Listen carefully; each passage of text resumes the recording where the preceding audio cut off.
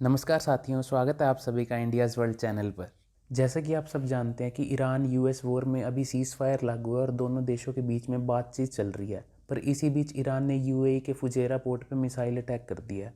और ये बात भी किसी से छुपी हुई नहीं है कि ईरान, यूएस और इजराइल के इस वॉर में सबसे ज़्यादा नुकसान ना तो यूएस का हुआ है, ना इजराइल का और ना ईरान का। सबसे ज़्यादा नुकसान हुआ है जीसीसी कंट्रीज़ का, यानी ईरान के वो पड़ोसी देश जो यूएस के अलाई हैं।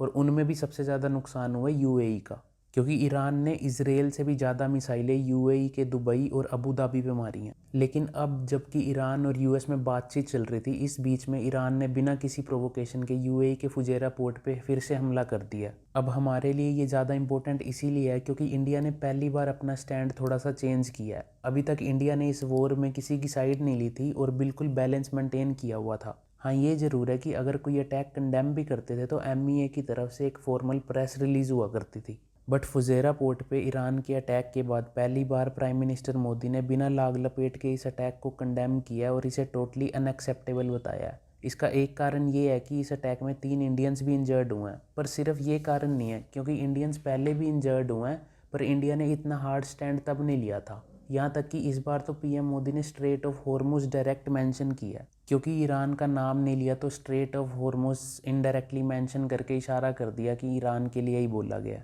अब सवाल ये उठता है कि इंडिया का इतना हार्ड स्टैंड लेने का आखिर कारण है क्या। दरअसल इंडिया का यूएई के फेवर में और ईरान के अगेंस्ट में स्टैंड लेने का कारण है फुजेरा पोर्ट, वो जगह जहाँ पे ईरान ने हमला किया है। अब समझते हैं कि फुजेरा पोर्ट क्या है और ये इंडिया के लिए इतना ज़रूरी क्यों है। फुजेरा पोर्ट यूएई के ईस्टर्न कोस्ट पे लोकेटेड है और ये स्ट्रेट ऑफ हॉर्मुज, जिसे ईरान ने बंद किया हुआ, उससे 130 किलोमीटर पहले है। बट ये फुजेरा पोर्ट इंडिया के लिए बहुत इंपॉर्टेंट है, इतना ज़्यादा इंपॉर्टेंट कि इंडिया ने यूएस ईरान वॉर पे अपने स्टैंड में चेंज किया इसकी वजह से। अब देखते हैं कि ऐसा क्या खास है इस पोर्ट में जो इसे इंडिया के लिए इतना इंपॉर्टेंट बनाता है। दरअसल यूएई ने फुजेरा पोर्ट को एक ऑयल पाइपलाइन से जोड़ दिया जिसका नाम है हबशान फुजेरा ऑयल पाइपलाइन। इसका मतलब यूएई डायरेक्ट इस पोर्ट से ही ऑयल एक्सपोर्ट कर सकता है अब। पर यह पोर्ट इंडिया के लिए ज़रूरी इसीलिए है क्योंकि ये पोर्ट स्ट्रेट ऑफ हॉर्मुज से पहले है, जो कि ईरान ने बंद की हुई है। यानी अगर इंडिया को इस पोर्ट से ऑयल लाना है तो उसे स्ट्रेट ऑफ हॉर्मुज से गुजरना ही नहीं पड़ता। तो इसका मतलब ईरान ने स्ट्रेट ऑफ हॉर्मुज बंद भी कर रखी है तो भी इंडिया यूएई से ऑयल इंपोर्ट कर सकता है। इसीलिए ये पोर्ट इंडिया की ऑयल सिक्योरिटी के लिए भी इंपॉर्टेंट है, क्योंकि जो तेल की कमी स्ट्रेट ऑफ हॉर्मुज की ब्लॉकेज की वजह से हो रही है, इंडिया उसे यहाँ से पूरी कर रहा है। इस पोर्ट वाली पाइपलाइन की एक दिन की कैपेसिटी 1.8 मिलियन बैरल है, यानी 18 लाख बैरल।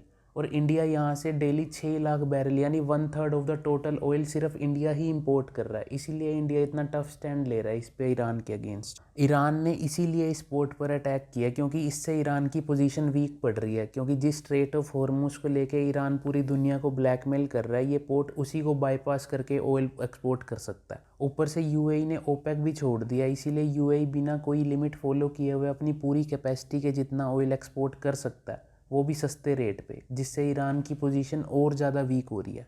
इसीलिए ईरान ने अब एक और मैप जारी किया जिसमें उसने बताया कि अब वो स्ट्रेट ऑफ हॉर्मुज के आसपास का और भी एरिया ब्लॉक कर रहा है, जिसमें ये फुजेरा पोर्ट भी आता है। बेसिकली ईरान नहीं चाहता कि इस पोर्ट से ऑयल एक्सपोर्ट हो जिससे उसकी पोजीशन और ज़्यादा वीक पड़े, इसीलिए उसने इस पोर्ट पे अटैक किया।